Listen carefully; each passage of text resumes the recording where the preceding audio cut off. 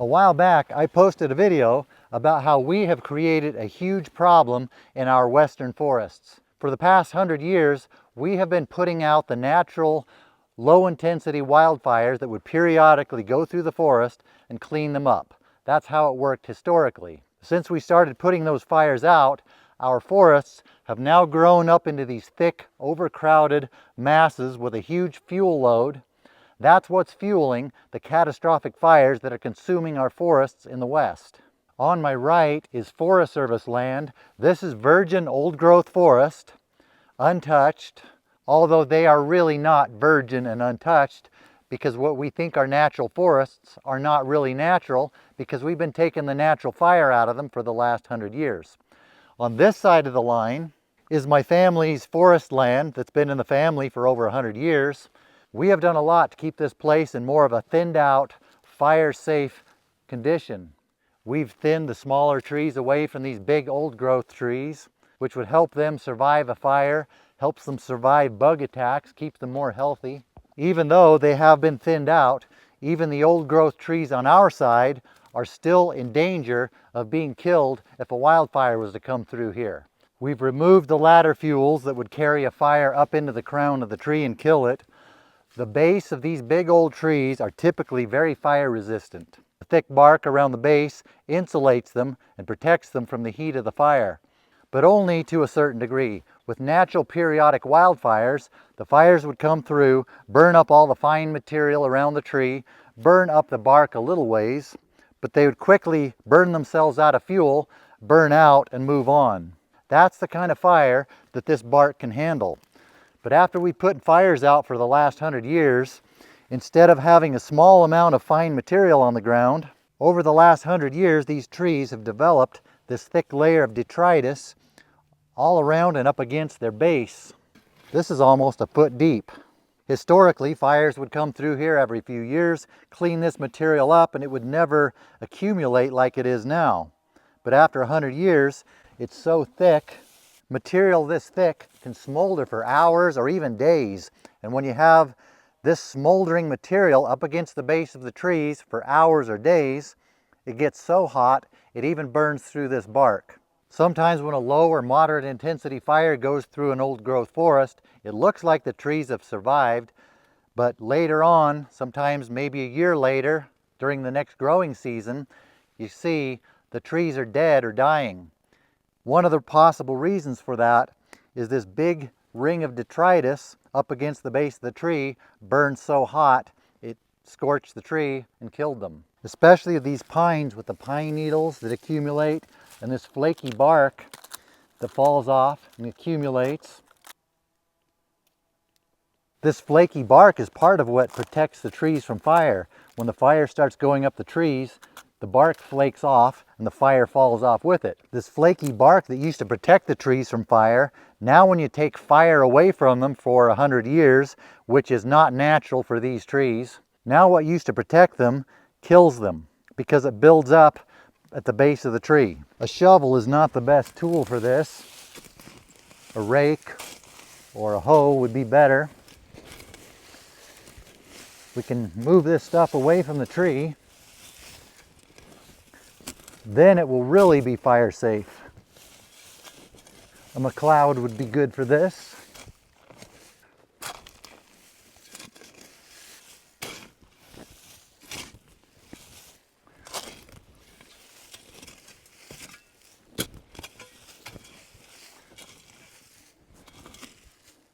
Now we're down to mineral soil, or close to mineral soil, all the way around the tree. Now if a fire came through here, this tree is fire safe.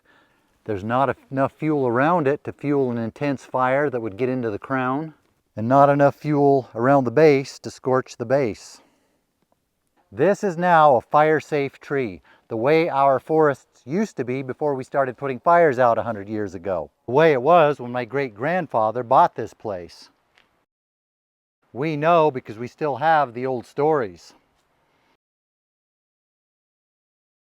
Of course, the falling needles, falling bark will accumulate more detritus around the tree, but now it'll be years before that gets thick enough to where it would damage the tree if it ever caught on fire. Of all the people doing forest restoration work, how many are taking the time to clean up around the base of the tree? My guess is most of them aren't. And what about people who are doing prescribed burning? I'm all for prescribed burning, but this is something you have to watch out for when you're doing prescribed burning. You might think you're doing good for the trees, but in cases where you might have too much fuel around the base of the big trees, you might be scorching them. This is one of the reasons why I like to do prescribed burning in the spring. Right after the winter rains, this whole layer of stuff will be wet and it won't burn. In that case, it usually doesn't burn down thick enough to harm the tree. Problem with that is, after you do the burn, that material's still there and it's still a problem. But even though the problem may still be there, you're less likely to kill the tree than you might have been if you burned in the fall. Right now at the end of summer, early fall, we got some good soaking rains. Some of it is wet. A lot of it is dry enough, it would smolder for a long time if it caught on fire. This is one of the problems with doing prescribed burns in the late summer or fall. It's why I prefer to do it in the spring. For other reasons too, maybe I'll get into that in another video. Smaller trees tend to have less of this material, but smaller trees also have thinner bark, and it takes less to scorch through the bark. This one's not too bad. It's only a couple inches deep.